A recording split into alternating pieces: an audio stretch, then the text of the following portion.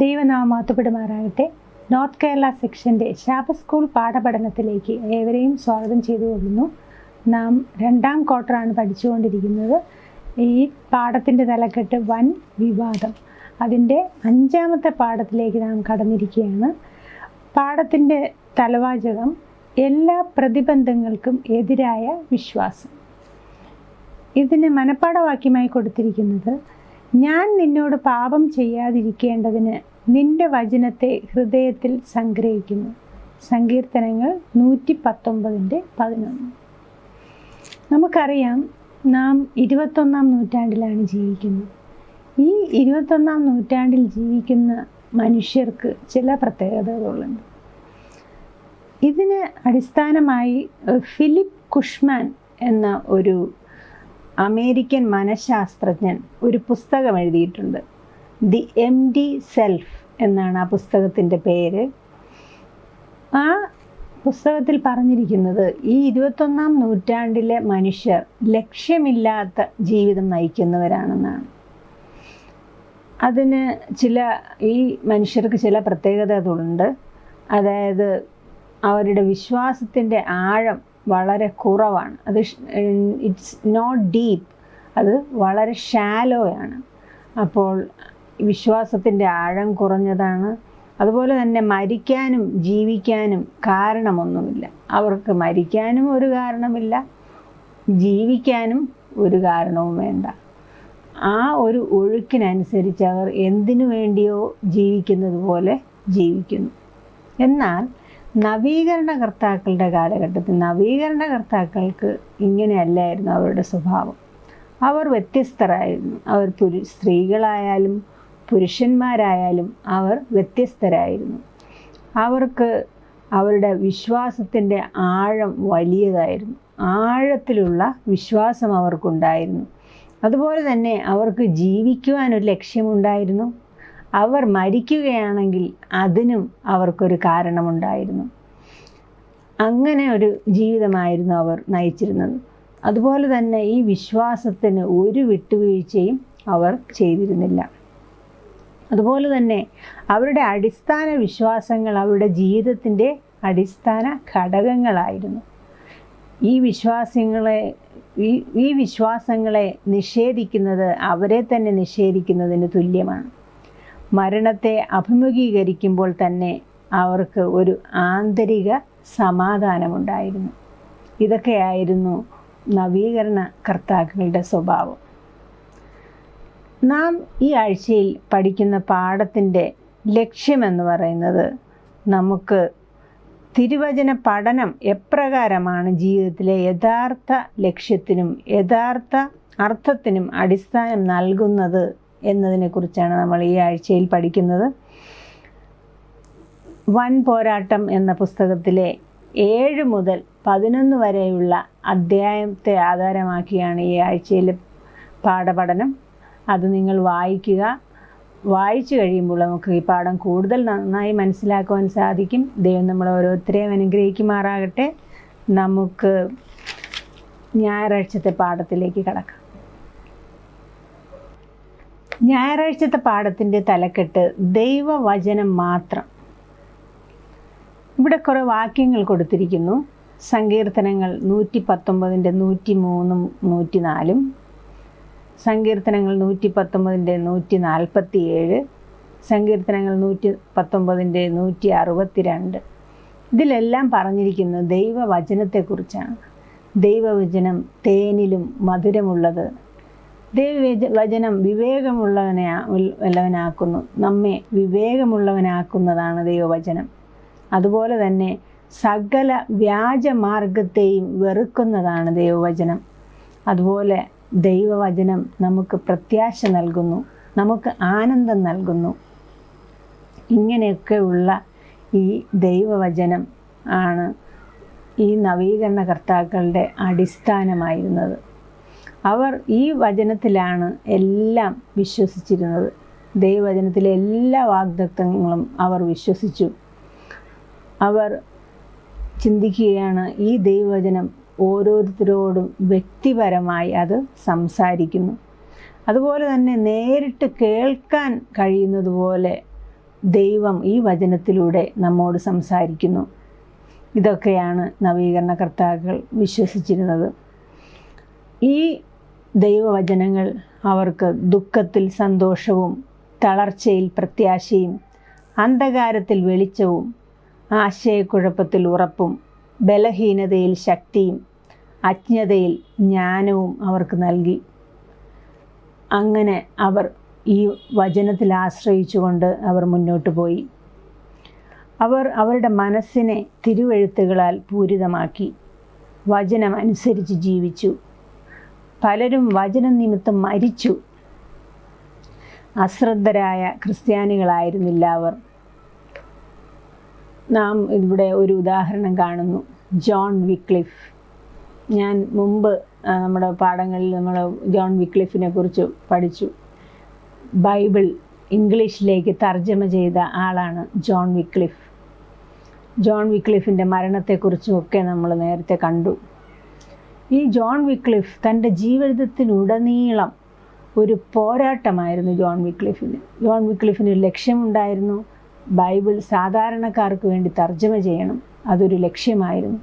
എന്നാൽ ആ ലക്ഷ്യത്തിൽ പോകുന്ന വഴിക്ക് അനേകം തടസ്സങ്ങൾ ജോൺ വിക്ലിഫിനുണ്ടായി.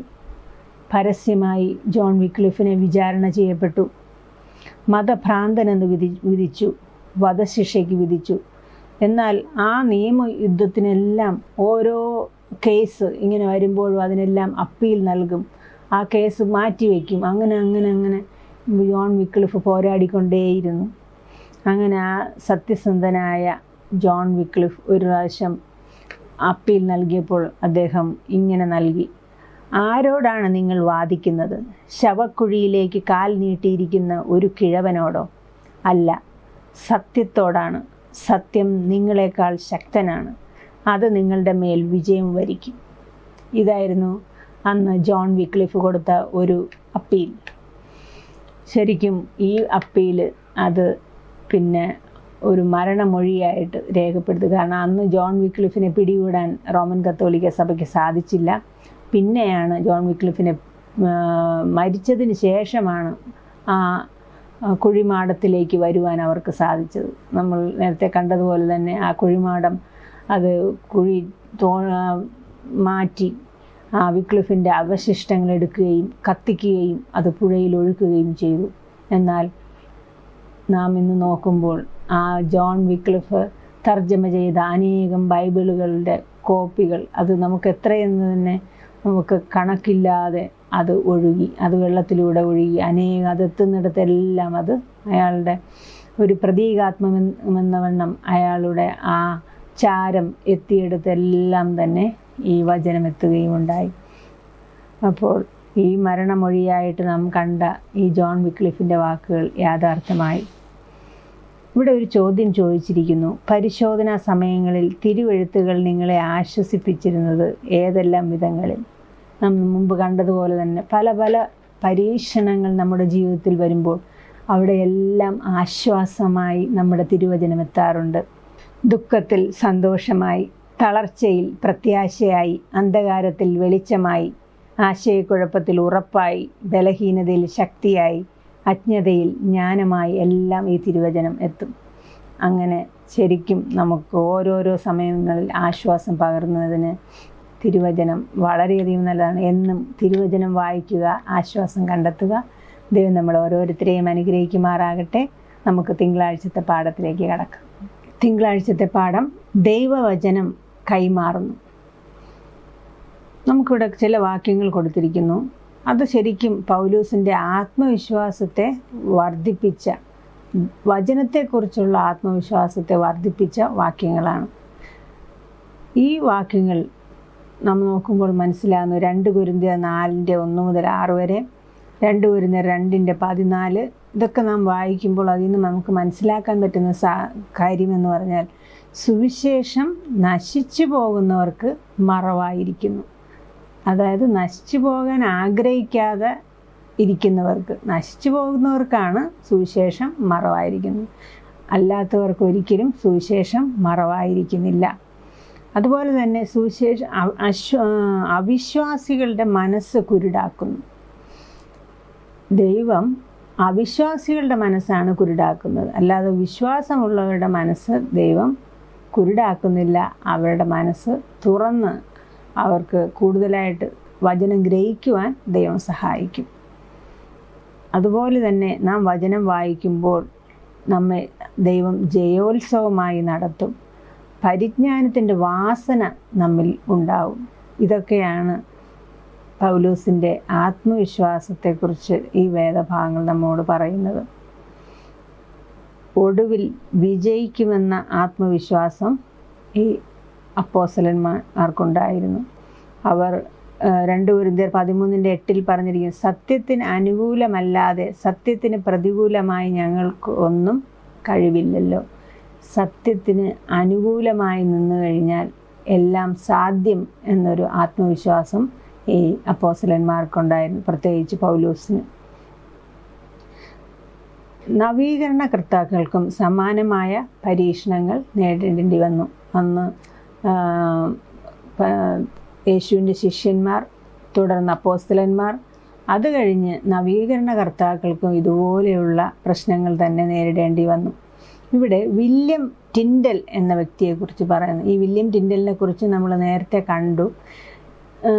നമുക്കറിയാം, നമ്മൾ കഴിഞ്ഞ ദിവസത്തെ പാഠത്തിൽ നമ്മൾ പഠിച്ചു, അവിടെ ജോൺ വിക്ലിഫ് ബൈബിളിനെ ഇംഗ്ലീഷിലേക്ക് തർജ്ജമ ചെയ്തു. എന്നാൽ അത് പൂർത്തിയാക്കുവാൻ, ആ പദ്ധതി പൂർത്തിയാക്കുവാൻ അനുവദിച്ചില്ല. അനേകം നിയമ പോരാട്ടങ്ങൾ ജോൺ വിക്ലിഫിന് നേരിടേണ്ടതായിട്ട് വന്നു. അത് കഴിഞ്ഞാണ് വില്യം ടിൻഡൽ വരുന്നത്. ഈ വില്യം ടിൻഡൽ ഏകദേശം 140 വർഷത്തിന് ശേഷമാണ് വരുന്നത്. ഈ ജോൺ വിക്ലിഫ് എഴുതി മരിച്ചതിന് ശേഷം 140 വർഷത്തിന് ശേഷമാണ് ഈ വില്യം ടിൻഡൽ വരുന്നത്. വില്യം ടിൻഡൽ അറിയാം, വില്യം ടിൻഡലിനും ഈ കോപ്പികൾ എല്ലാം കിട്ടി. എന്നാൽ ഈ ജോൺ വിക്ലിഫ് എഴുതിയതിൽ ചില തെറ്റുകൾ കടന്നുകൂടിയിട്ടുണ്ടായിരുന്നു. ഈ തെറ്റുകൾ മാറ്റുവാനാണ് വില്യം ടിൻഡൽ ശ്രമിച്ചത്. അതായത് ഇംഗ്ലണ്ടിന് കൃത്യവും വായിക്കാവുന്നതുമായ ഒരു ബൈബിളിൻ്റെ വിവർത്തനം നൽകുക എന്നതായിരുന്നു ഈ വില്യം ടിൻഡലിൻ്റെ ആഗ്രഹം. അങ്ങനെ മൂലഭാഷയിൽ നിന്ന് ബൈബിൾ വിവർത്തനം ചെയ്തു. 140 വർഷങ്ങൾക്ക് മുമ്പുള്ള വിക്ലിഫിൻ്റെ വിവർത്തനത്തിലെ ചില പിശകുകൾ തിരുത്താനും പദ്ധതി ഇട്ടു. അങ്ങനെ അയാൾ തർജ്ജമ ചെയ്തുകൊണ്ടിരുന്നു. അങ്ങനെ ജർമ്മനിയിലെ വേംസ് എന്ന് പറഞ്ഞ ഒരു മാഗസീനാണ്. ഈ വേംസിൽ ഈ കോപ്പി, അതായത് തർജ്ജമ ചെയ്തത് അച്ചടിച്ച് വന്നപ്പോൾ എന്ത് ചെയ്തു, അതെല്ലാം ഈ സഭ പിടിച്ചെടുക്കുകയും അതിനെ കത്തിച്ച് കളയുകയും ചെയ്തു. അങ്ങനെ AD 1536 ബെൽജിയത്തിൽ ഈ വില്യം ടിൻഡലിന് വിചാരണ നേരിടേണ്ടതായിട്ട് വന്നു. അവിടെ വെച്ച് മതവിരുദ്ധത ആരോപിച്ച് ഈ വില്യം ടിൻഡലിനെ ശിക്ഷിക്കുവാൻ തീരുമാനിച്ചു. നമ്മൾ മുമ്പത്തെ പാഠത്തിലൊക്കെ പഠിച്ചിട്ടുണ്ട്. എന്താണ് ശിക്ഷാവിധി? ഈ സിംഹക്കൂട്ടിലിടുക, അല്ലെങ്കിൽ തൂണിൽ കെട്ടി തീ കത്തിക്കുക, ഇതൊക്കെയായിരുന്നു ശിക്ഷാവിധികൾ. എന്നാൽ ഈ വില്യം ടിൻഡലിനെ അതുപോലെ തൂണിൽ കെട്ടി ഇട്ടിരിക്കുന്ന സമയത്ത് പെട്ടെന്ന് തന്നെ എങ്ങനെ കയറ് മുറുകിയാണോ എന്നറിയില്ല, അതോ ആരെങ്കിലും കുരുക്കിയതാണോ എന്നറിയില്ല, ഇവരുടെ ലക്ഷ്യമെന്ന് പറയുന്നത് കയറിൽ കെട്ടി ജീവനോടെ കത്തിക്കുക എന്നുള്ളതായിരുന്നു. എന്നാൽ ഈ കയർ മുറുകിയോ എങ്ങനെ ആണെന്നറിയില്ല, ഈ വില്യം ടിൻഡൽ മരിക്കുന്നു. കത്തിക്കുന്നതിന് മുമ്പായി മരിക്കുന്നു. അങ്ങനെ ആ ടിൻഡലിൻ്റെ മരണം തീ കത്തിയല്ല, അത് കഴുത്ത് ഞെരുങ്ങി ആണ് മരിക്കുന്നത്. ശ്വാസം തടസ്സമുണ്ടായാണ് മരിക്കുന്നത്. എന്നാൽ മരിച്ചതിന് ശേഷവും ആ ശവശരീരത്തിനെ അവിടെ ഇട്ട് കത്തിച്ചു. ആ ശവശരീരത്തിനെ അവിടെ ഇട്ട് കത്തിക്കുകയാണ്.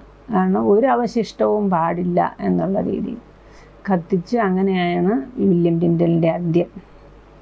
അപ്പോൾ ഈ കയറ് കെട്ടി ഈ തൂണിലിട്ടിരിക്കുന്ന സമയത്ത് ഒരു മരണമൊഴിയായിട്ട് അദ്ദേഹം ഇങ്ങനെ പറയുകയുണ്ടായി, കർത്താവേ, ഇംഗ്ലണ്ടിൻ്റെ രാജാവിൻ്റെ കണ്ണുകൾ തുറക്കണമേ എന്ന് പറയുകയുണ്ടായി. അത് ശരിക്കും ആ പ്രാർത്ഥന ദൈവം കേട്ടു. ഈ വില്യം ടിൻഡൽ മരണപ്പെട്ട് 4 വർഷത്തിന് ശേഷം വേദപുസ്തകത്തിൻ്റെ 4 ഇംഗ്ലീഷ് വിവർത്തനങ്ങൾ പ്രസിദ്ധീകരിക്കുവാൻ സാധിച്ചു. അങ്ങനെ 1611 വേദപുസ്തകത്തിൻ്റെ കിങ് ജെയിംസ് പതിപ്പ് അച്ചടിക്കപ്പെട്ടു. ഈ കിങ് ജെയിംസ് പതിപ്പിന് പഴയ നിയമവും പുതിയ നിയമവുമുണ്ട്. ഇത് ഏകദേശം 54 പണ്ഡിതന്മാർ എല്ലാവരും ചേർന്നിരുന്നാണ് ഈ വിവർത്തനം എല്ലാം ചെയ്തത്. അപ്പോൾ ഇതിനകത്ത് തന്നെ ഈ പഴയ നിയമത്തിലെ 76% വില്യം ടിൻഡലിൻ്റെ വിവർത്തനമാണ്. അതുപോലെ തന്നെ പുതിയ നിയമത്തിലെ 83% ഈ വില്യം ടിൻഡൽ വിവർത്തനം ചെയ്ത് തന്നെയാണ് ഈ കിങ് ജെയിംസ് വേർഷനിൽ ചേർത്തിരുന്നത്. 2011 ബൈബിളിൻ്റെ കിങ് ജെയിംസ് പതിപ്പ് അതിൻ്റെ 400ാം വാർഷികം ആഘോഷിച്ചു. അപ്പോൾ ഈ 400ാം വാർഷികം ആഘോഷിച്ച വേളയിൽ അവർ ഒരു പദ്ധതി ഇട്ടിരുന്നു. അവർ 100 കോടി കോപ്പികൾ അച്ചടിക്കുക എന്നാണ് അവർ നാഴികക്കല്ലായിരുന്നത്. ആ 400ാം വർഷത്തിൽ അവർക്ക് ഈ ബൈബിളിൻ്റെ തന്നെ 100 കോടി കോപ്പി അടിക്കുവാൻ സാധിച്ചു. ഇന്ന് 2454 ഭാഷകളിലേക്കാണ് ഈ ബൈബിൾ വിവർത്തനം ചെയ്തിരിക്കുന്നത്. അത്രമാത്രം ആളുകളിലേക്ക് ഈ ബൈബിൾ എത്തിച്ചേർന്നിരിക്കുന്നു. നമുക്ക് ഈ പാഠത്തിൽ നിന്ന് മനസ്സിലാകുന്നത് ഈ വില്യം ടിൻഡൽ അനേകം പ്രതിസന്ധികൾ നേരിട്ടുകൊണ്ടാണ് ഇതെല്ലാം ചെയ്തത്. ആ പ്രതിസന്ധികളിലും തളരാതെ അദ്ദേഹം മുന്നോട്ട് പോയി. അദ്ദേഹത്തിന് എന്തായിരുന്നോ അദ്ദേഹത്തിൻ്റെ ആഗ്രഹം, ആ ലക്ഷ്യത്തിലേക്ക് എത്തുവാൻ അദ്ദേഹത്തിന് സാധിച്ചു. ഇവിടെ ഇന്ന് നാം നോക്കുമ്പോൾ നമുക്കും ഒരു ലക്ഷ്യമുണ്ടായിരിക്കണം. നമുക്ക് ലഭിച്ചിരിക്കുന്ന ഈ സുവിശേഷം എല്ലാവരിലേക്കും എത്തിക്കണമെന്നുള്ള ആ ഒരു ലക്ഷ്യം എന്ത് പ്രതിസന്ധിയിലും പ്രതികൂല സാഹചര്യത്തിലും മുന്നോട്ട് നയിക്കുവാൻ നമുക്ക് ഓരോരുത്തർക്കും സഹായിക്കട്ടെ. ആ ലക്ഷ്യത്തിലെത്തുവാൻ നമ്മെ ദൈവം അനുവദിക്കട്ടെ, അതിനുവേണ്ടി സഹായിക്കട്ടെ എന്ന് പ്രാർത്ഥിക്കുന്നു. നമുക്ക് ചൊവ്വാഴ്ചത്തെ പാഠത്തിലേക്ക് പോകാം. ചൊവ്വാഴ്ചത്തെ പാഠം ആത്മാവിനാൽ പ്രകാശിതമാകുന്നു. ഇവിടെ മാർട്ടിൻ ലൂതറിനെ കുറിച്ച് പറഞ്ഞിരിക്കുന്നു. നമുക്കറിയാം, നവോത്ഥാന കർത്താക്കളിൽ പ്രധാനിയായിരുന്നു മാർട്ടിൻ ലൂതർ. മാർട്ടിൻ ലൂതർ ഒരു കത്തോലിക്ക വൈദികനായിരുന്നു. അദ്ദേഹം ഒരു ദിവസം ലൈബ്രറിയിൽ പുസ്തകങ്ങൾ വായിച്ചു കൊണ്ടിരിക്കുമ്പോൾ പെട്ടെന്ന് തന്നെ ലാറ്റിൻ ഭാഷയിൽ എഴുതിയ ഒരു ബൈബിൾ അദ്ദേഹത്തിൻ്റെ ശ്രദ്ധയിൽപ്പെട്ടു. അദ്ദേഹം അത് എടുക്കുകയും അത് വായിക്കുകയും ചെയ്തു. ഓരോ വാക്യങ്ങളും ഓരോ അധ്യായങ്ങളും ഓരോ പുസ്തകങ്ങളും കഴിഞ്ഞു പോകും തോറും അദ്ദേഹത്തിന് ഒരു പ്രത്യേകത അനുഭവപ്പെട്ടു. അദ്ദേഹത്തിന് സത്യങ്ങൾ വെളിപ്പെട്ടു വന്നു തുടങ്ങി. പരിശുദ്ധാത്മാവ് തന്നോടൊപ്പമുണ്ട് എന്നുള്ളൊരു ചിന്ത അദ്ദേഹത്തിൻ്റെ ഉള്ളിലുണ്ടായിരുന്നു. വീണ്ടും വീണ്ടും ആവേശത്തോടെ അദ്ദേഹം വായിച്ചു. അതിലെ ഓരോ വാഗ്ദത്തങ്ങളും ഓരോ കാര്യങ്ങളും വായിച്ചറിയുമ്പോൾ അദ്ദേഹം ആശ്ചര്യപ്പെട്ടു. അതുവരെയും തങ്ങളുടെ പുരോഹിതന്മാർ തങ്ങളോട് പഠിപ്പിച്ചു പറഞ്ഞു തന്ന കാര്യങ്ങളായിരുന്നില്ല അതിലെല്ലാം വ്യത്യാസമായിട്ടാണ് കൊടുത്തിരുന്നത്. യേശുവിൻ്റെ സ്നേഹം, പുതിയ നിയമം വായിച്ചപ്പോൾ യേശുവിൻ്റെ സ്നേഹം അതിൽ വളരെയധികം വെളിപ്പെട്ട് കണ്ടു.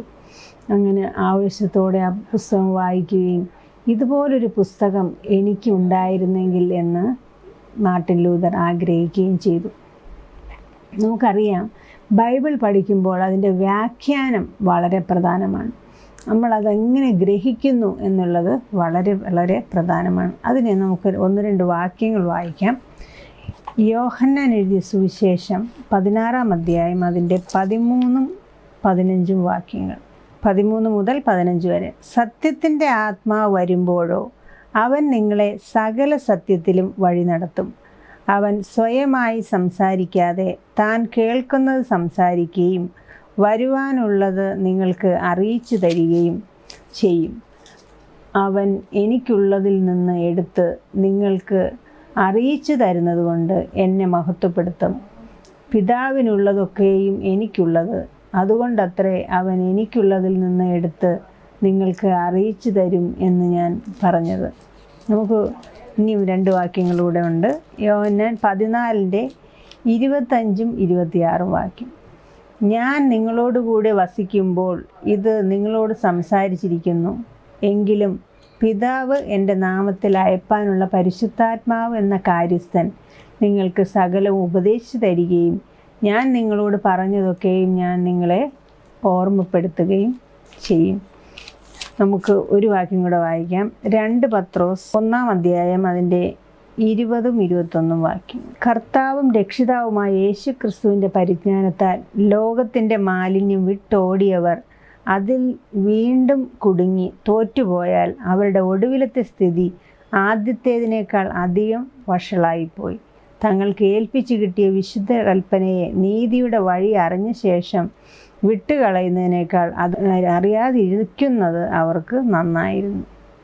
ഇപ്പോൾ നാം ഇവിടെ കണ്ടതുപോലെ ഓരോ വാക്യങ്ങൾ നാം വായിക്കുമ്പോൾ അത് ശരിയായ ആത്മാവിനാൽ അത് വ്യാഖ്യാനം ചെയ്യപ്പെടേണ്ടത് വളരെ അത്യാവശ്യമാണ്. അതങ്ങനെ വ്യാഖ്യാനം ചെയ്തില്ലെങ്കിൽ അവർ അറിവില്ലായ്മയുടെ കാലമായിരുന്നു നല്ലത് എന്നുള്ളൊരു ധ്വനി ഇവിടെ നമുക്ക് ഈ 2 പത്രോസിൽ നമുക്ക് കാണുവാൻ സാധിക്കും. അതുകൊണ്ട് തന്നെ ശരിയായി നാം വ്യാഖ്യാനിച്ചറിഞ്ഞ് വേണം ബൈബിൾ പഠിക്കുവാൻ. ഇന്ന് നാം നോക്കുമ്പോൾ നമുക്ക് എല്ലാവർക്കും തന്നെ ബൈബിളുണ്ടല്ലേ. അപ്പോൾ സാത്താൻ അറിയാം എല്ലാവർക്കും ബൈബിളുണ്ട്, അതുകൊണ്ട് തെറ്റായി നാം പഠിപ്പിക്കുകയാണെങ്കിൽ അവർ ബൈബിൾ പോയി നോക്കും, അത് തെറ്റാണെന്ന് മനസ്സിലാവും. അതുകൊണ്ട് തന്നെ ഇപ്പോൾ സാത്താൻ പുതിയൊരു തന്ത്രമാണ് ഇവിടെ പരീക്ഷിച്ചിരിക്കുന്നത്. സാത്താൻ ഇപ്പോൾ ആവിഷ്കരിച്ചിരിക്കുന്ന പുതിയ തന്ത്രം എന്ന് പറഞ്ഞാൽ ഈ ബൈബിളെല്ലാം മാനുഷികമാണ്, അതിൽ ദൈവികത്വമില്ല. അത് മനുഷ്യരുടെ കുറേ കഥകളാണ്, അതുപോലെ കുറേ സാഹിത്യമാണ് എന്നൊക്കെയാണ് ഇപ്പോൾ സാത്താൻ പറഞ്ഞു വരുന്നത്. അപ്പോൾ ഈ വഴിയിലൂടെ അതിൽ നിന്നുള്ള മാനുഷികത്വം മാത്രം, അതുപോലെ തന്നെ സാഹിത്യപരമായ കാര്യങ്ങൾ മാത്രം അതിലേക്ക് നമ്മുടെ ശ്രദ്ധയെ തിരിക്കുന്നു. അതിൽ അമാനുഷികമായി ദൈവം നമ്മെ സഹായിക്കുന്ന മാനുഷികമല്ലാത്ത കാര്യങ്ങളെ അവഗണിക്കുകയും ചെയ്യുന്നു. അതുപോലെ തന്നെ പുരോഹിതന്മാരും ഗുരുക്കന്മാരും മാർപ്പാപ്പമാരും ആർക്കും ശരിയായി നമുക്ക് വ്യാഖ്യാനിച്ചു തരാൻ സാധിക്കുകയില്ല. ആകെ നമ്മുടെ പരിശുദ്ധാത്മാവിന് മാത്രമേ നമുക്ക് നാം വായിക്കുന്ന വാക്യങ്ങൾ ശരിയായി അത് ഗ്രഹിപ്പിക്കുവാനും ശരിയായി മനസ്സിലാക്കി തരുവാനും സാധിക്കുകയുള്ളൂ. ഒരിക്കൽ ഒരു വാഗ്വാദം നടക്കുകയുണ്ടായി. അത് സ്കോട്ട്ലൻഡിലെ രാജ്ഞിയും സ്കോട്ടിഷ് പരിഷ്കർത്താവുമായ ജോൺ നോക്സും തമ്മിലായിരുന്നു. അപ്പോൾ ഈ രാജ്ഞി ചോദിക്കുകയാണ്, നിങ്ങൾ ഈ നവോത്ഥാനകർത്താക്കൾ ഒരു കാര്യം പറയും, ബൈബിളിലെ ഒരു കാര്യം ഒരു രീതിയിൽ വ്യാഖ്യാനിക്കും, എന്നാൽ കത്തോലിക്ക സഭയിലെ പുരോഹിതന്മാർ ഇത് വേറെ രീതിയിൽ വ്യാഖ്യാനിക്കും. ഇതിൽ ഏതാണ് ഞങ്ങൾ വിശ്വസിക്കേണ്ടത് എന്ന് ഈ രാജ്ഞി ചോദിക്കുകയുണ്ടായി. അതിന് ഈ ജോൺ നോക്സ് പറഞ്ഞ മറുപടി, നിങ്ങൾ ദൈവത്തെ വിശ്വസിക്കുക, തൻ്റെ വചനത്തിലൂടെ ദൈവം വ്യക്തമായി സംവാദിക്കുന്നു. ദൈവവചനം പഠിപ്പിക്കുന്നതിനപ്പുറത്ത് നിങ്ങൾ ആരെയും വിശ്വസിക്കരുത്. ദൈവവചനം വളരെ വ്യക്തമാണ്. എന്തെങ്കിലും അവ്യക്തത നിങ്ങൾക്ക് അനുഭവപ്പെടുന്നുണ്ടെങ്കിൽ ഒരിക്കലും താൻ പറഞ്ഞതിനെതിരായി പറയാത്ത പരിശുദ്ധാത്മാവ് അവയെ സ്പഷ്ടമാക്കി തരും. മർക്കടമുഷ്ടിയോടെ തൻ്റെ അജ്ഞതയിൽ തന്നെ കഴിയണമെന്ന് ആഗ്രഹിച്ചവർക്കൊഴിച്ച് ആർക്കും പിന്നീട് ഒരു സംശയവും ഉണ്ടാകുന്നതല്ല. നമ്മൾ അത് മനസ്സിലാക്കണ്ട എന്ന് നമ്മൾ മർക്കടമുഷ്ടി ഉപയോഗിച്ചിരിക്കുകയാണെങ്കിൽ നമുക്ക് മനസ്സിലാവില്ല. പക്ഷേ അത് മനസ്സിലാക്കണം എന്നുള്ള ആ തുറന്ന മനോഭാവത്തോടെ നാം ഇതിനെ സമീപിക്കുകയാണ്. തീർച്ചയായും നമുക്ക് ഏത് മർമ്മവും ബൈബിളിലെ ഏത് കാര്യവും നമുക്ക് ബൈബിളിൽ നിന്ന് തന്നെ ഉത്തരം ലഭിക്കും. അതുകൊണ്ട് ആ നല്ല പരിശുദ്ധാത്മാവിനാൽ നയിക്കപ്പെട്ട് ബൈബിൾ വായിക്കുവാൻ, വ്യാഖ്യാനിക്കുവാൻ ദൈവം നമ്മൾ ഓരോരുത്തരെയും ഇടയാക്കട്ടെ എന്ന് പ്രാർത്ഥിക്കുന്നു. നമുക്ക് ബുധനാഴ്ചത്തെ പാഠത്തിലേക്ക് കിടക്കാം. ബുധനാഴ്ചത്തെ പാഠത്തിൻ്റെ തലവാചകം ക്രിസ്തു മാത്രം, കൃപ മാത്രം. രക്ഷാപദ്ധതിയെക്കുറിച്ച് ചില വേദഭാഗങ്ങൾ ഇവിടെ കൊടുത്തിരിക്കുന്നു, നമുക്ക് വായിക്കാം. എഫേസ്യർ 2:8-9. കൃപയാലല്ലോ നിങ്ങൾ വിശ്വാസം മൂലം രക്ഷിക്കപ്പെട്ടിരിക്കുന്നത്, അതിനും നിങ്ങൾ കാരണമല്ല, ദൈവത്തിൻ്റെ ദാനമത്രയാകുന്നു. ആരും പ്രശംസിക്കാതിരിപ്പാൻ പ്രവൃത്തികളും കാരണമല്ല. ഇവിടെ കൊടുത്തിരിക്കുന്നത് കൃപയാലാണ് നാം രക്ഷിക്കപ്പെട്ടിരിക്കുന്നത് എന്നാണ്. അതുപോലെ തന്നെ റോമർ 5 അധ്യായം അതിൻ്റെ 8 മുതൽ 10 വരെയുള്ള വാക്യങ്ങൾ. ക്രിസ്തുവോ നാം പാപികളായിരിക്കുമ്പോൾ തന്നെ നമുക്ക് വേണ്ടി മരിക്കയാൽ ദൈവം തനിക്ക് നമ്മോടുള്ള സ്നേഹത്തെ പ്രദർശിപ്പിക്കുന്നു. അവൻ്റെ രക്തത്താൽ നീതീകരിക്കപ്പെട്ട ശേഷമോ നാം അവനാൽ എത്ര അധികമായി കോപത്തിൽ നിന്ന് രക്ഷിക്കപ്പെടും. ശത്രുക്കളായിരിക്കുമ്പോൾ തന്നെ നമുക്ക് അവൻ്റെ പുത്രൻ്റെ മരണത്താൽ ദൈവത്തോട് നിരപ്പ് വന്നു. എങ്കിൽ നിരന്ന ശേഷം നാം അവൻ്റെ ജീവനാൽ എത്ര അധികമായി രക്ഷിക്കപ്പെടും. നേരത്തെ തന്നെ നമുക്ക് രക്ഷ വാഗ്ദാനം ചെയ്തിട്ടുണ്ട്. അതോടൊപ്പം യേശുവിൻ്റെ മരണത്തോടെ നമുക്ക് എത്ര അധികം രക്ഷ നമുക്ക് വാഗ്ദാനം ചെയ്തിട്ടുണ്ട് എന്നിവിടെ പറഞ്ഞിരിക്കുന്നു. രക്ഷ ഒരു ദാനമാണ്. ഞാനിവിടെ തൃശ്ശൂർ പള്ളിയിൽ ഇംഗ്ലീഷ് ക്ലാസ്സിലാണ് പോകുന്നത്. ആ ഇംഗ്ലീഷ് ക്ലാസ്സിൽ ഞങ്ങൾക്ക് പാസ്റ്റർ KJ വർഗീസ് സാർ ഇവിടെ ഉള്ളപ്പം ക്ലാസ് എടുക്കുമായിരുന്നു. അപ്പോൾ സാറ് ബോർഡിൽ എഴുതും ഗ്രേസ് -ഇട്ടിട്ട് അൺമെറിറ്റഡ് ഫേവർ. സാറിൻ്റെ നല്ല ഹാൻഡ് റൈറ്റിംഗ് ആണ്. ആ ഹാൻഡ് റൈറ്റിങ്ങിൽ ഇങ്ങനെ എഴുതും, കൃപ എന്നത് നാം അർഹിക്കാത്ത നമ്മുടെ ദൈവത്തിൻ്റെ ദാനമാണ്. ഇത് നാം ഇതിനെക്കുറിച്ച് ചിന്തിക്കുമ്പോൾ നാം ഒരു നിമിഷം ചിന്തിക്കും, നമ്മുടെ പ്രവൃത്തികൾ കാരണമല്ലേ നമുക്ക് ആ രക്ഷ ലഭിക്കേണ്ടത്? അത് ദൈവത്തിൻ്റെ കൃപ കൊണ്ട് മാത്രമാണോ നമുക്ക് രക്ഷ ലഭിക്കേണ്ടത് എന്ന് നാം ഒരു നിമിഷം ചിന്തിക്കും. എന്നാൽ നാം ക്രിസ്തുവിലാകുമ്പോൾ നമുക്ക് ഒരു കാര്യം മനസ്സിലാക്കാൻ സാധിക്കും. ക്രിസ്തുവിലായാൽ നാം ക്രിസ്തുവിൻ്റെ പ്രവൃത്തികൾ ചെയ്യണം. ക്രിസ്ത്യാനി എന്ന് പറഞ്ഞാൽ നാം ക്രിസ്തുവിൻ്റെ പ്രവൃത്തികൾ ചെയ്യണം. എന്നാൽ ചില സാഹചര്യങ്ങളിൽ നാം ക്രിസ്തുവിൻ്റെ പ്രവൃത്തിയല്ല ചെയ്യുന്നത്. നാം പലപ്പോഴും നല്ല പ്രവൃത്തികൾ ചെയ്യുമായിരിക്കും, പക്ഷേ പലപ്പോഴും നാം വീണുപോകും. ഈ പ്രവൃത്തികൾ മാത്രം വെച്ചുകൊണ്ട് നമുക്ക് രക്ഷ തരാമെന്ന് ദൈവം തീരുമാനിച്ചാൽ തീർച്ചയായും നമുക്ക് രക്ഷ ലഭിക്കുകയില്ല. അതുകൊണ്ട് തന്നെ നമ്മുടെ നല്ല പ്രവൃത്തികൾക്കൊപ്പം ദൈവത്തിൻ്റെ കൃപയും കൂടെ വേണം. എന്നാൽ മാത്രമേ നമുക്ക് രക്ഷ ലഭിക്കുകയുള്ളൂ. ആ കൃപ നമുക്ക് ദൈവം ദാനമായി നൽകുന്നതാണ്. നമുക്ക് മാർട്ടിൻ ലൂതറിൻ്റെ നവീകരണ കർത്താക്കളുടെയും ഉറവിടം ക്രിസ്തുവാണെന്നും ക്രിസ്തു മാത്രമാണെന്നും നമുക്ക് മനസ്സിലാക്കുവാൻ സാധിക്കും. അവർ അതിനുശേഷം ഈ വിവർത്തനം ചെയ്ത ലാറ്റിനിലുള്ളത് ഈ മാർട്ടിൻ ലൂതർ വായിച്ചു. അതിനുശേഷം ഇംഗ്ലീഷിലൊക്കെ വിവർത്തനം ചെയ്തതെല്ലാം അവർ പ്രസംഗമായി പ്രസംഗിച്ചപ്പോൾ അത് മരുഭൂമിയിൽ കുളിർമഴയായി ആ വിശ്വാസികൾക്കും തോന്നി. കാരണം അതുവരെ അവർ ഈ പുരോഹിതന്മാരുടെ വാക്കുകളായിരുന്നു ശ്രദ്ധിച്ചുകൊണ്ടിരുന്നത്. അതവർ ഒരിക്കലും അവരുടെ ഹൃദയത്തിൽ തട്ടിയിരുന്നില്ല. എന്നാൽ ഈ പ്രസംഗകരുടെ വാക്കുകളും പ്രസംഗങ്ങളും എല്ലാം അവരുടെ ഹൃദയത്തിൽ തട്ടുകയും അങ്ങനെ ആ ജീവിതങ്ങൾ മാറ്റിമറിക്കപ്പെടുകയും ചെയ്തു. അക്കാലത്ത് സഭയുടെ നേതാക്കൾ ഒരു രീതിയിലും ജനങ്ങളോട് നീതി പുലർത്തിയിരുന്നില്ല. അവർ പറഞ്ഞിരുന്നത് രക്ഷ ഭാഗികമാണ്. അതായത് നാം നമ്മുടെ ഭാഗം ചെയ്യുക, അപ്പോൾ ദൈവം ദൈവത്തിൻ്റെ ഭാഗം ചെയ്യും. പക്ഷേ അങ്ങനെയാണോ? നാം ഒരു നിമിഷം ചിന്തിക്കുക. ക്രിസ്തുവിൻ്റെ ക്രൂശിലെ മരണം എല്ലാ മനുഷ്യർക്കും രക്ഷ പ്രാപിക്കുന്നതിന് പര്യാപ്തമാണെന്ന് ലൂതർ കണ്ടെത്തി.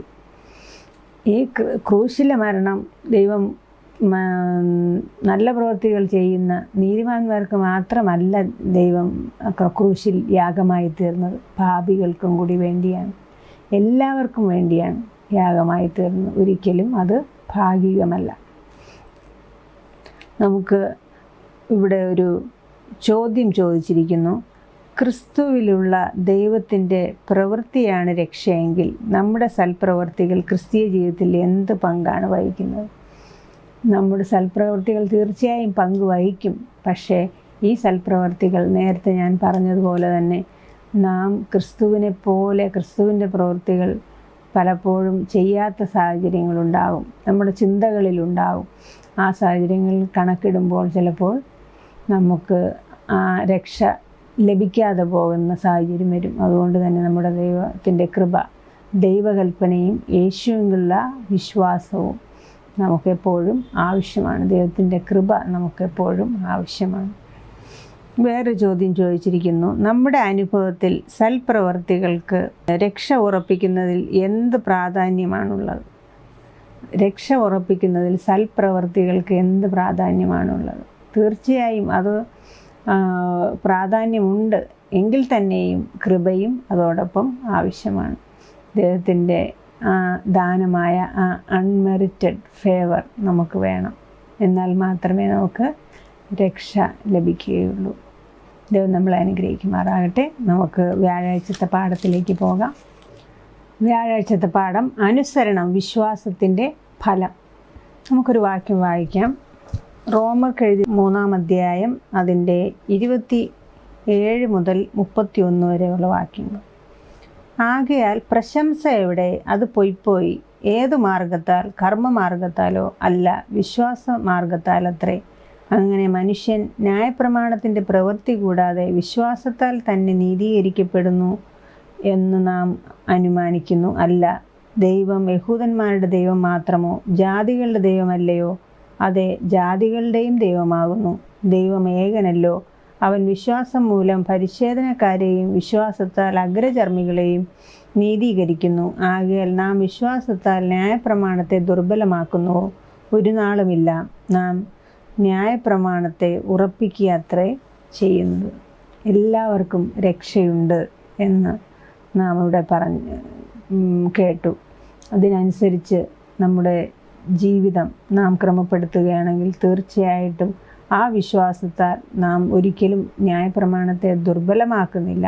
പക്ഷേ ആ വിശ്വാസം നമ്മൾ ന്യായപ്രമാണത്തെ ഉറപ്പിക്കുകയാണ് ചെയ്യുന്നത്. ഇവിടെ മാർട്ടിൻ ലൂതറിൻ്റെ കാലത്ത് ഒരു പുതിയ കാറ്റ് വീശുകയായിരുന്നു എന്ന് പറയുന്നു. അതായത് പാപികൾക്കും യേശുവിങ്കലേക്ക് നോക്കാം എന്നുള്ള ഒരു ചിന്ത അവിടെ കടന്നു വരുന്നു. മാർട്ടിൻ ലൂതറിൻ്റെ പ്രധാന ആശയം എന്ന് പറഞ്ഞാൽ നീതിമാൻ വിശ്വാസത്താൽ ജീവിക്കും എന്നുള്ളതാണ്. അതായത് അന്നത്തെ കാലത്ത് പാപമോചന ചീട്ട്, പണക്കാർക്ക് മാത്രമേ പാപത്തിൽ നിന്ന് മോചനം ലഭിച്ചിരുന്നുള്ളൂ. കാരണം കത്തോലിക്ക സഭ പല പണം ശേഖരിക്കുന്നതിന് വേണ്ടി പല കാര്യങ്ങൾ ചെയ്തിരുന്നു. പാപമോചന ചീട്ട് വിറ്റിരുന്നു. അതുപോലെ തന്നെ മുട്ടിൽ ഇഴഞ്ഞ് പള്ളിയിലേക്ക് കയറുക, അങ്ങനെ ശാരീരികമായ പല കാര്യങ്ങൾ ചെയ്യണമായിരുന്നു. അപ്പോൾ ശാരീരികമായ ദുർബലത അനുഭവിക്കുന്നവർക്കോ പണമില്ലാത്തവർക്കോ ഒന്നും പാപത്തിൽ നിന്ന് മോചനം ലഭിച്ചിരുന്നില്ല. അപ്പോൾ അതാണ് ഈ മാർട്ടിൻ ലൂതർ തകർത്തെറിഞ്ഞത്. അതിൻ്റെ ഒരു ആവശ്യവുമില്ല. ദൈവം രക്ഷ എല്ലാവർക്കും ദാനമായാണ് നൽകുന്നത്. ദൈവത്തിൻ്റെ കൃപ മതി നമുക്ക് രക്ഷയിലേക്ക് പോകുവാൻ. ആ കൃപ നമുക്ക് ലഭിക്കണമെങ്കിൽ നാം ദൈവത്തിൽ വിശ്വസിക്കുകയും അവൻ്റെ നാമത്തിൽ പ്രാർത്ഥിക്കുകയും അവൻ്റെ കൽപ്പനകൾ നാം അനുസരിക്കുകയും ചെയ്യുമ്പോൾ അത് നമുക്ക് കിട്ടും. അതിൽ യാതൊരു വ്യത്യാസവുമില്ല. പരിച്ഛേദനക്കാരെന്നോ അഗ്രചർമ്മികളെന്നോ വ്യത്യാസമില്ല എന്ന് മാർട്ടിൻ ലൂതർ അവിടെ പറഞ്ഞു. ഒരു ദിവസം ഈ മാർട്ടിൻ ലൂതർ റോമ ലേഖനത്തിൻ്റെ ആമുഖം വായിക്കുകയായിരുന്നു. ആ സമയത്ത് ജോൺ വെസ്ലി ലണ്ടനിലെ മൊറാവിയൻ മീറ്റിൽ പങ്കെടുത്തുകൊണ്ടിരിക്കുകയായിരുന്നു. അപ്പോൾ ഈ മാർട്ടിൻ ലൂതർ അവിടെ വായിച്ചപ്പോൾ വെസ്ലി അത്ഭുതത്തോടെ ഇരിക്കുകയാണ്. ജീവിതത്തിൽ ആദ്യമായി അവൻ സുവിശേഷം മനസ്സിലാക്കുവാൻ തുടങ്ങി. അവൻ്റെ ഉള്ളിൽ എന്തോ ഒരു ഇളക്കം തട്ടുകയുണ്ടായി. അങ്ങനെ അവന് വേണ്ടി ജീവൻ നൽകിയ ഈ ക്രിസ്തുവിലേക്ക് അലൗകികമായ ഏതോ ഒരു ശക്തിയുടെ ആകർഷണത്താൽ ഈ ജോൺ വെസ്ലി ദൈവത്തിങ്കിലേക്ക് ഒരു ആകർഷണം പോലെ അങ്ങോട്ട് അടുത്തു. അപ്പോൾ അവൻ പെട്ടെന്ന് ആർത്തു വിളിച്ചിട്ട് ഇങ്ങനെ പറയുകയാണ്, ഞാൻ ക്രിസ്തുവിൽ മാത്രം വിശ്വസിക്കുന്നു, രക്ഷയ്ക്കായി ക്രിസ്തുവിൽ മാത്രം വിശ്വസിക്കുന്നു എന്ന് എനിക്ക് തോന്നി. കർത്താവിൻ്റെ പാപങ്ങൾ, എൻ്റെ എല്ലാ പാപങ്ങളും എടുത്തു കളഞ്ഞു എന്ന് എനിക്ക് ഉറപ്പ് ലഭിച്ചു. പാപത്തിൻ്റെയും മരണത്തിൻ്റെയും നിയമത്തിൽ നിന്ന് എന്നെ രക്ഷിച്ചു. ഏത് പാപമായി നിങ്ങളുടെ പാപങ്ങൾ എത്ര കടും ചുവപ്പായാലും അതിനെ ഹിമം പോലെ വെളുപ്പിക്കാമെന്ന് പറഞ്ഞുകൊണ്ട് ആ പാപത്തിൽ നിന്നുള്ളൊരു മോചനം അവിടെ അവർക്ക് കൊടുക്കുകയാണ്. അങ്ങനെ ആ പാപത്തിൽ നിന്നുള്ള ആ ഒരു വിഷമവും ആ നിരാശയും അവിടെ നിന്ന് ആ ജോൺ വെസ്ലിയെ വിട്ടുമാറിപ്പോയി. നമുക്ക് ഇവിടെ 1 പത്രോസ് 2:2 പറഞ്ഞിരിക്കുന്നത് വചനമാകുന്ന മായമില്ലാത്ത പാൽ നാം കുടിക്കണം. അതുപോലെ തന്നെ 2 പത്രോസ് 3:18 പറഞ്ഞിരിക്കുന്നു, ദൈവവചനത്തിൽ പരിജ്ഞാനമുണ്ട്, ആ പരിജ്ഞാനം നാം പ്രാപിക്കേണ്ടിയിരിക്കുന്നു. അതുപോലെ തന്നെ കൊലോസ്യർ 1:10 അത് പറഞ്ഞിരിക്കുന്നു. നമുക്കൊരു വാക്യം വായിക്കാം. എഫേസ്യർ 4:18 മുതൽ 24 വരെയുള്ള വാക്യങ്ങൾ. ഞാൻ നിങ്ങളോട് കൂടി ഇരിക്കുമ്പോൾ മാത്രമല്ല, എല്ലായ്പ്പോഴും നല്ല കാര്യത്തിൽ എരിവ് കാണിക്കുന്നത് നന്ന്. ക്രിസ്തു നിങ്ങളിൽ ഉരുവാകുവോളം ഞാൻ പിന്നെയും പ്രസവവേദനപ്പെടുന്നവരായി എൻ്റെ കുഞ്ഞുങ്ങളെ ഇന്ന് നിങ്ങളുടെ അടുക്കൽ ഇരുന്നു. എൻ്റെ ശബ്ദം മാറ്റുവാൻ കഴിഞ്ഞിരുന്നു എങ്കിൽ കൊള്ളായിരുന്നു. ഞാൻ നിങ്ങളെക്കുറിച്ച് വിഷമിക്കുന്നു. ന്യായപ്രമാണത്തിന് കീഴിരിപ്പാൻ ഇച്ഛിക്കുന്നവരെ, നിങ്ങൾ ന്യായപ്രമാണം കേൾക്കുന്നില്ലയോ? എന്നോട് പറവീൻ. അബ്രഹാമിന് 2 പുത്രന്മാരുണ്ടായിരുന്നു. ഒരുവൻ ദാസി പ്രസവിച്ചവൻ, ഒരുവൻ സ്വതന്ത്ര പ്രസവിച്ചവൻ എന്ന് എഴുതിയിരിക്കുന്നുവല്ലോ. ദാസിയുടെ മകൻ ജഡപ്രകാരവും സ്വതന്ത്രയുടെ മകനോ വാഗ്ദത്തപ്രകാരം ജനിച്ചിരിക്കുന്നു. ഇത് സദൃശ്യമാകുന്നു. ഈ സ്ത്രീകൾ 2 നിയമങ്ങൾ അത്രേ. ഒന്ന് സീനായ് മലയിൽ നിന്നുണ്ടായി അടിമകളെ പ്രസവിക്കുന്നു. ഇവിടെ എന്താണ്? ഇവിടെയും 2 തലമുറ അവിടെ പറഞ്ഞിരിക്കുന്നു. ഒന്ന് വാഗ്ദത്ത പുത്രനും ഒന്നും അല്ലാത്ത പുത്രൻ. എന്നാലും അങ്ങനെയുള്ള ആരായാൽ തന്നെയും എല്ലാവർക്കും വേണ്ടിയാണ് യേശു കാൽവറിയിൽ യാഗമായി തീർന്നത്. ഈ പരിഷ്കർത്താക്കളെ കുറിച്ച് വീണ്ടും പറഞ്ഞിരിക്കുന്നു. പരിഷ്കർത്താക്കൾ എന്താണ് ചെയ്തത്? അവർ വചനം വ്യവസ്ഥാപിതമായി പഠിച്ചു. ക്രിസ്തുവിനെ കൂടുതൽ നന്നായി അറിയാനും നിരന്തരം കൊതിക്കുകയും അങ്ങനെ ക്രിസ്ത്യാനികൾ എല്ലാവരും, ആ സമയത്തുള്ളവരെല്ലാവരും വളരെയധികം പീഡിപ്പിക്കപ്പെടുകയും അവർ തടവിലാവുകയും അവരെ നാട് കടത്തുകയും അവർ വധിക്കപ്പെടുകയും അവരുടെ സ്വത്തുക്കൾ കണ്ടുകെട്ടുകയും അവരുടെ വീടുകൾ കത്തിക്കുകയും അവരുടെ ഭൂമി നശിപ്പിക്കപ്പെടുകയും അവരുടെ കുടുംബങ്ങൾ പീഡിപ്പിക്കപ്പെടുകയും ചെയ്തു. അനേകമായ പീഡനങ്ങൾ അവർ നേരിട്ടു. എന്നാൽ ഈ പീഡനം ചെയ്ത എല്ലാവരെയും ഈ ക്രിസ്ത്യാനികൾ അനുഗ്രഹിക്കുകയാണ് ചെയ്തത്. ഒരു ശാപവാക്ക് പോലും അവർ പറഞ്ഞില്ല. അവർ ശാരീരികമായി അവർ പലപ്പോഴും തടവിലായിരുന്നുവെങ്കിലും അവർ ക്രിസ്തുവിൽ സ്വതന്ത്രരായിരുന്നു. അത്രയ്ക്ക് സന്തോഷമായിരുന്നു അവരുടെ ഉള്ളിൽ. നാം ഇന്നത്തെ കാലത്ത് നോക്കുമ്പോൾ, ഇവിടെ നിങ്ങൾ സ്വയം നോക്കുമ്പോൾ നിങ്ങൾക്ക് എന്ത് രക്ഷയാണുള്ളത്? തീർച്ചയായും നാം സ്വന്തമായി ചിന്തിച്ച് നോക്കുമ്പോൾ നമുക്ക് ഇപ്പോൾ അധികം പീഡനം ഒന്നുമില്ല, പീഡനം തുടങ്ങിയിട്ടില്ല കേരളത്തിലൊന്നും. അതുകൊണ്ട് തന്നെ നാം ചെയ്യേണ്ട കാര്യങ്ങൾ തക്ക സമയത്ത് നാം ചെയ്യുക. ഇവിടെ മാർട്ടിൻ ലൂതർ കിങ്ങും ജോൺ വെസ്ലിയുമൊക്കെ അവരുടെ ജീവിതകാലത്ത് വചനങ്ങൾ കൃത്യമായി മനസ്സിലാക്കുകയും അത് മറ്റുള്ളവർക്ക് പറഞ്ഞു കൊടുക്കുകയും എല്ലാം ചെയ്തു. നാമും അതുപോലെ ആയിരിക്കാം. ദൈവം നമ്മൾ ഓരോരുത്തരെയും അനുഗ്രഹിക്കട്ടെ. നമുക്ക് വെള്ളിയാഴ്ചത്തെ പാഠത്തിലേക്ക് പോകാം. വെള്ളിയാഴ്ച കൂടുതൽ പഠനത്തിന് നമുക്ക് ഇവിടെ കാണുവാൻ സാധിക്കും, ദൈവത്തിൻ്റെ വിശ്വസ്തദാസന്മാർ തനിയെ അധ്വാനിച്ചില്ല എന്ന് കാണാൻ സാധിക്കും. പലപ്പോഴും നാം ചിന്തിക്കും, ഇവർക്കെല്ലാം പീഡനം നേരിട്ടു, അവർ വളരെയധികം അധ്വാനിച്ചു എന്നൊക്കെ നമുക്ക് മനസ്സിലാക്കാൻ സാധിക്കും. പക്ഷേ ഈ സമയത്തെല്ലാം തന്നെ ദൈവത്തിൻ്റെ കരവും അവിടെ പ്രവർത്തിച്ചു കൊണ്ടിരിക്കുകയായിരുന്നു.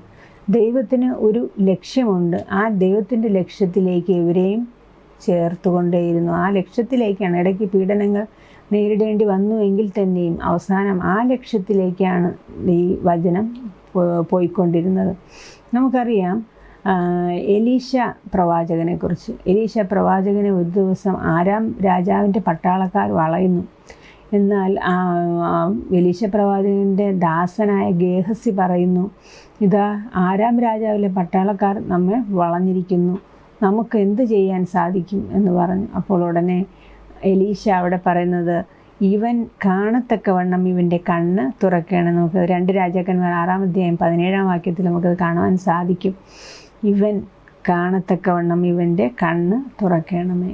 ഉടനെ തന്നെ ഗേഹസിയുടെ കണ്ണ് തുറക്കുകയും അഗ്നിമയ രഥങ്ങളോടുകൂടി ഉള്ള ഒരു സംഘം സ്വർഗത്തിൽ നിന്ന് ഇറങ്ങി വന്നവരെ സംരക്ഷിക്കാൻ നിൽക്കുന്നതായിട്ട് ഗേഹസിക്ക് കാണുവാൻ സാധിച്ചു. അതുപോലെ തന്നെയാണ് നമ്മുടെ ജീവിതത്തിൽ. നാം പലപ്പോഴും ചിന്തിക്കും നാം ഒറ്റയ്ക്കാണ്, നമ്മോട് കൂടെ ആരുമില്ല, നമ്മൾ നേരായ മാർഗത്തിൽ സഞ്ചരിക്കുമ്പോൾ നാം ഒറ്റയ്ക്കാണ് എന്ന് പലപ്പോഴും നാം ചിന്തിക്കും. പക്ഷേ അങ്ങനെയല്ല. നമ്മോടൊപ്പം അഗ്നിമയ രഥങ്ങളുമായി ദൈവത്തിൻ്റെ സൈന്യം നമ്മോടൊപ്പമുണ്ട്. ആ സൈന്യം തീർച്ചയായും നമ്മെ വിജയത്തിലെത്തിക്കും. ഒരിക്കലും നമ്മൾ നശിച്ചു പോകാനിടയാവുകയില്ല. നന്മയും തിന്മയും തമ്മിലുള്ള പോരാട്ടം അത് പണ്ടേ തുടങ്ങിയതാണ്. അത് സ്വർഗത്തിൽ തുടങ്ങി. അത് പിന്നെ നമ്മൾ നോക്കുമ്പോൾ ഓരോരോ ഘട്ടങ്ങളിൽ ഓരോരുത്തരും ദൈവദാസന്മാരതിൽ പോരാടിക്കൊണ്ടേയിരുന്നു. പിന്നെ യേശു പോരാടി, യേശുവിൻ്റെ ശിഷ്യന്മാർ, അപ്പോസ്തലന്മാർ, ശേഷം നവോത്ഥാന കർത്താക്കൾ, അവരെല്ലാവരും പോരാടിക്കൊണ്ടേയിരിക്കുന്നു. അവർ ഒരു ഘട്ടത്തിൽ പോരാടി അവർക്ക് മതിയാക്കി എന്ന് പറഞ്ഞാൽ അവരുടെ ജീവൻ വെടിഞ്ഞ് ഇവിടെ നിന്ന് പോകേണ്ടതായിട്ട് വന്നു. ആ ജീവൻ വെടിഞ്ഞ് അവരെവിടെ നിർത്തിവെച്ചോ അവിടെ നിന്ന് നമുക്ക് തുടങ്ങേണ്ടിയിരിക്കുന്നു. സെവൻത് ഡേ അഡ്വൻറ്റിസ്റ്റുകാരായിരിക്കുന്ന നമ്മയാണ് ഈ കർത്തവ്യം ദൈവം ഏൽപ്പിച്ചിരിക്കുന്നു. അതുകൊണ്ട് തന്നെ അവർ നിർത്തിവെച്ചെടുത്തുനിന്ന് നാം തുടങ്ങേണ്ടിയിരിക്കുന്നു. നാം റിലേ കളിക്കുമ്പോൾ നമുക്കറിയാം ആ ബാറ്റൺ ഒരാളിൽ നിന്ന് മറ്റൊരാളിലേക്ക് കൈമാറുകയാണ്. അതുപോലെ തന്നെ നവോത്ഥാന കർത്താക്കളിൽ നിന്ന് ആ ബാറ്റൺ നാം വാങ്ങിക്കേണ്ടിയിരിക്കുന്നു. ആ ബാറ്റൺ നമ്മൾ വാങ്ങിച്ച് അത് അടുത്ത ഓട്ടം നാം ഓടേണ്ടിയിരിക്കുന്നു. നാം എത്ര പേർ അതിന് തയ്യാറാകുന്നുണ്ട്? നമ്മുടെ മാർട്ടിൻ ലൂതർ കിങ്ങിനെ പോലെയും നമ്മുടെ ജോൺ വെസ്ലിയെ പോലെയും വില്യം ടിൻഡലിനെ പോലെയും എല്ലാം, അതുപോലെ തന്നെ നവോത്ഥാന കർത്താക്കളായ ജോൺ വിക്ലിഫിനെ പോലെയും ഒക്കെ നമുക്ക് എങ്ങനെയാണ് മുന്നേറാൻ സാധിക്കുക? നമുക്കതിനെക്കുറിച്ച് ചിന്തിക്കാം, അതിനുവേണ്ടി പ്രവർത്തിക്കാം. ദൈവം നമ്മളെ അനുഗ്രഹിക്കട്ടെ. നമുക്കിവിടെ ചർച്ചയ്ക്കുള്ള ചോദ്യം കൊടുത്തിരിക്കുന്നു. കൃപയും കൽപ്പനയും തമ്മിലുള്ള വിശ്വാസവും സൽപ്രവർത്തികളും തമ്മിലുള്ള സന്തുലിതാവസ്ഥയ്ക്ക് നമുക്ക് എങ്ങനെ വിശദീകരിക്കാം? കൃപയും കൽപ്പനയും. കൽപ്പന നമ്മൾ അനുസരിക്കുകയാണെങ്കിൽ നമുക്ക് കൃപ ലഭിക്കും. അതുപോലെ തന്നെ വിശ്വാസവും സൽപ്രവർത്തികളും. തീർച്ചയായും നാം വിശ്വസിക്കുകയാണ്, വാക്യങ്ങൾ നമ്മൾ വായിച്ചു, നമ്മുടെ സൽപ്രവർത്തികളും നമ്മുടെ വിശ്വാസവും ഒപ്പം നമ്മൾ കൊണ്ടുപോകണം. രണ്ടും പരസ്പര പൂരിതങ്ങളാണ്. ഇത് നമ്മൾ ഒപ്പം കൊണ്ടുപോകണം. തീർച്ചയായും നമുക്ക് ആ കൃപ ലഭിച്ചുകൊണ്ട് നമുക്ക് രക്ഷ കരഗതമാക്കുവാൻ സാധിക്കും. നമ്മുടെ മനസ്സിനെ നിയമവാദത്തിലേക്ക് വഴുതി വീഴുവാൻ അനുവദിക്കുന്നത് വളരെ എളുപ്പമാണെന്ന് കരുതുന്നത് എന്തുകൊണ്ട്? നിയമവാദത്തെ നിങ്ങൾ എങ്ങനെ നിർവഹിക്കും? എന്തുകൊണ്ടാണ് ഇത് നമ്മുടെ ക്രിസ്തീയ ജീവിതത്തെയും വിശ്വാസത്തെയും ഹനിക്കുന്നത്? നമ്മുടെ നിയമവാദത്തിന് വഴുതി വീഴാൻ അനുവദിക്കുന്നത് വളരെ എളുപ്പമാണെന്ന് നാം ചിലപ്പോൾ കരുതും. പക്ഷേ അത് നമുക്കൊരിക്കലും എളുപ്പമല്ല. പലപ്പോഴും സാമൂഹിക നിയമത്തിന് അടിമകളായി നാം മാറിപ്പോകും. ആ സാമൂഹ്യ നിയമത്തിന് നാം അടിമകളാവുമ്പോൾ തീർച്ചയായും നമുക്ക് പീഡനങ്ങളും പല പ്രശ്നങ്ങളും നേരിടേണ്ടതായിട്ട് വരും. അത് മറികടന്ന് മുന്നോട്ട് പോകേണ്ടത് വളരെ ആവശ്യമാണ്. അതുപോലെ തന്നെ കൃപയാലുള്ള രക്ഷ എന്ന ആശയം ശരിയായി മനസ്സിലാക്കിയില്ലെങ്കിൽ അപകടങ്ങളുണ്ടോ? തെറ്റിദ്ധാരണ എവിടേക്കാണ് നയിക്കുക? കൃപയാൽ നമുക്ക് കൃപ ആവശ്യമാണ്. രക്ഷ ലഭിക്കണമെങ്കിൽ കൃപ ആവശ്യമാണ്. ആ കൃപയാലുള്ള രക്ഷ നമുക്ക് ലഭിച്ചില്ലെങ്കിൽ ഒരിക്കലും നമുക്ക് അത് ഉള്ളിലായില്ലെങ്കിൽ നമുക്ക് മുന്നോട്ട് പോകാൻ സാധിക്കില്ല. പലപ്പോഴും നമ്മൾ ചിന്തിക്കും, അയ്യോ ഞാൻ എത്രയും നല്ല പ്രവൃത്തികൾ ചെയ്യുന്നുണ്ടല്ലോ, ഞാൻ പാപമൊന്നും ചെയ്യുന്നില്ല, നല്ല പ്രവൃത്തികൾ ഞാൻ ചെയ്യുന്നു, എന്നിട്ടും പിന്നെ എന്തുകൊണ്ടാണ് എനിക്ക് രക്ഷ ലഭിക്കാത്തത്, എനിക്ക് കഷ്ടപ്പാടുകൾ വരുന്നത് എന്നുള്ള ചിന്ത നമ്മളെ ഭരിക്കും. അതുകൊണ്ട് തന്നെ നാം ദൈവത്തിൻ്റെ കൃപയ്ക്ക് വേണ്ടി നാം യാചിക്കേണ്ടത് വളരെ ആവശ്യമാണ്. അതുപോലെ തന്നെ വില കുറഞ്ഞ കൃപ എന്ന പദം ഉപയോഗിക്കുമ്പോൾ ചിലർ എന്താണ് അർത്ഥമാക്കുന്നത്? കൃപ എപ്പോഴെങ്കിലും വില കുറഞ്ഞതാണോ? ചില സമയം നമ്മൾ ചിന്തിക്കും, വില കുറഞ്ഞ കൃപ വില കുറഞ്ഞതാണ് എന്നുള്ള. ഒരിക്കലും കൃപ വില കുറഞ്ഞതല്ല. അത് ദൈവത്തിൻ്റെ ദാനമാണ്. ആ കൃപ, ആ ദാനമാകുന്ന കൃപ പ്രാപിക്കുവാൻ നാം അത് വാഞ്ചിക്കുക, അതിനുവേണ്ടി പ്രവർത്തിക്കുക. ദൈവം നമ്മളെ അനുഗ്രഹിക്കട്ടെ. നമ്മുടെ ഇന്നത്തെ പാഠം ഇവിടെ അവസാനിക്കുന്നു. ഇന്നത്തെ പാഠത്തിൻ്റെ തലവാചകം എല്ലാ പ്രതിബന്ധങ്ങൾക്കും എതിരായ വിശ്വാസം. മനഃപ്പാഠവാക്യം ഒരിക്കൽ കൂടി വായിക്കാൻ ആഗ്രഹിക്കുന്നു. സങ്കീർത്തനങ്ങൾ 119:11. ഞാൻ നിന്നോട് പാപം ചെയ്യാതിരിക്കേണ്ടതിന് നിൻ്റെ വചനത്തെ ഹൃദയത്തിൽ സംഗ്രഹിക്കുന്നു. നമ്മുടെ ദൈവത്തോട് നാം പാപം ചെയ്യാതിരിക്കണമെങ്കിൽ ദൈവത്തിൻ്റെ വചനം നമ്മുടെ ഹൃദയത്തിൽ സംഗ്രഹിച്ചാൽ തീർച്ചയായും നമുക്ക് നല്ലതായിട്ട് ജീവിക്കുവാൻ സാധിക്കും. വളരെ സത്യസന്ധമായി ജീവിക്കുവാൻ സാധിക്കും. മറ്റുള്ളവർക്ക് ഉപകാരപ്രദമായി ജീവിക്കാൻ സാധിക്കും. അങ്ങനെ ദൈവത്തിൻ്റെ കൃപ നമുക്ക് ലഭിക്കുകയും ആ രക്ഷ പ്രാപിക്കുവാനും സാധിക്കുവാനും ദൈവം നമ്മളെ ഓരോരുത്തരെയും അനുഗ്രഹിക്കുമാറാകട്ടെ. നമുക്ക് പ്രാർത്ഥിക്കാം. ഞങ്ങൾ അതിവാത്സല്യമായി സ്നേഹിക്കുന്ന സ്വർഗസ്ഥ പിതാവേ, കർത്താവേ, ഈ ദിവസത്തിൻ്റെ നല്ല സമയത്തിനായി സ്തോത്രം ചെയ്യുന്നു. കർത്താവെ, അടിയങ്ങൾ ഇതാ അവിടുത്തെ സന്നിധിയിലേക്ക് കടന്നു വരുന്നു. അവിടുന്ന് അനുഗ്രഹിക്കണമേ. കർത്താവെ, ഇന്ന് അടിയങ്ങൾക്ക് പഠിക്കുവാൻ തന്ന പാഠത്തിനായി സ്തോത്രം. കർത്താവെ, ഈ പാഠം കർത്താവെ നന്നായിട്ട് അത് തന്നെ പഠിക്കുവാനും അത് കൂടുതൽ ആഴത്തിൽ പഠിച്ചുകൊണ്ട് കർത്താവെ ദൈവത്തിൻ്റെ ആ കൃപയെക്കുറിച്ച് കൂടുതൽ മനസ്സിലാക്കുവാനും പ്രവൃത്തിയും കൃപയും തമ്മിലുള്ള ആ ബന്ധത്തെക്കുറിച്ച് മനസ്സിലാക്കുവാനും അത് എങ്ങനെ രക്ഷയിലേക്ക് നയിക്കുന്നു എന്ന് മനസ്സിലാക്കുവാനും ഞങ്ങളെ ഇടയാക്കണമേ. ഓരോ പാഠങ്ങൾ ഞങ്ങൾ തന്നതിനായി സ്തോത്രം. ഞങ്ങളുടെ ഇടയിൽ ദുഃഖത്തിലും പ്രയാസത്തിലും ഇരിക്കുന്നവരുണ്ട്, അവരെ അനുഗ്രഹിക്കണമേ. ഞങ്ങളുടെ ഈ ആഴ്ച മുഴുവനോടൊന്ന് സുരക്ഷിതമായി കാത്തുകൊള്ളണം. ചോദിച്ചാൽ നന്മകളെ കൊണ്ട് നിറയ്ക്കണം. രക്ഷ നിമിത്തം പ്രാർത്ഥനയ്ക്കുൾ മാറണം. സ്വർഗസ്ഥ പിതാവേ, ആമേൻ.